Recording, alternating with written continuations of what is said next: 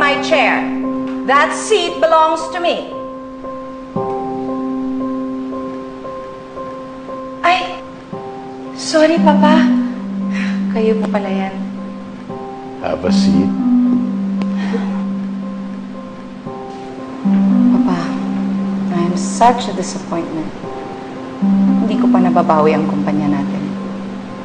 I disappointed you. I disappointed our mission.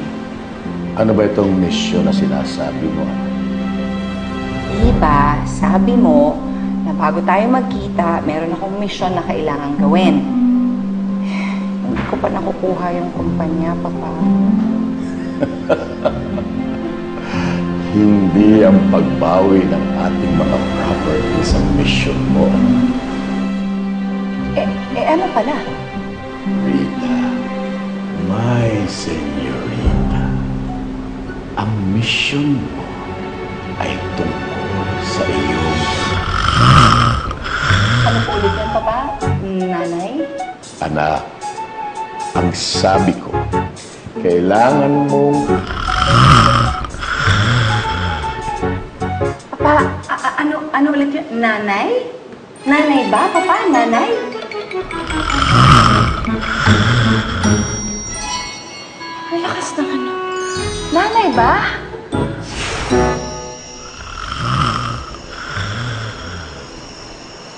Nanay?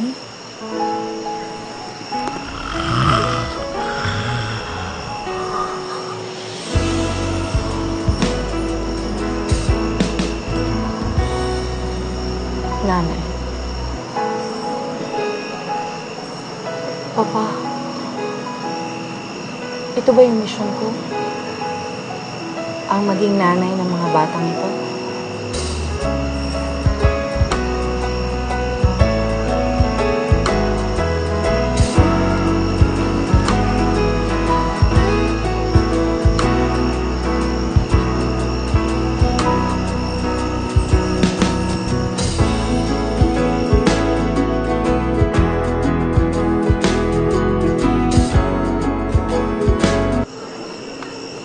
Uy. Hindi makatulog. Paeng, paano ba maging isang nanay? Ha?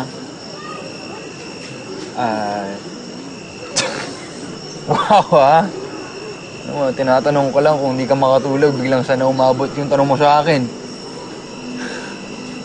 Wala. Curious lang kasi ako. Hindi ko pa kasi na-experience maging nanay.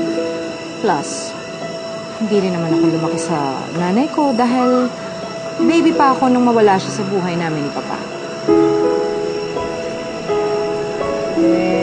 Alam mo, yung pagiging nanay, hindi naman yung nasukat yun dahil lang tunay na anak mo siya.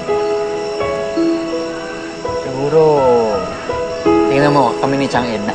Ayun.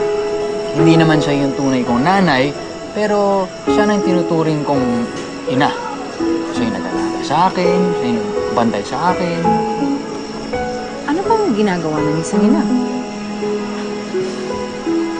Yung ano lang, yung mga maliliit na bagay lang. Diba yung mga nakakaligtaan nating magpasalamat? Si Chang Edna, kahit siya yung kapitana, ang dami niyang kailangan gawin, siya pa rin nagluluto para sa akin, siya yung naglalaba, siya yung naglilinis. Yung ginagawa niya. Siguro lahat naman pwedeng magkaroon ng anak eh.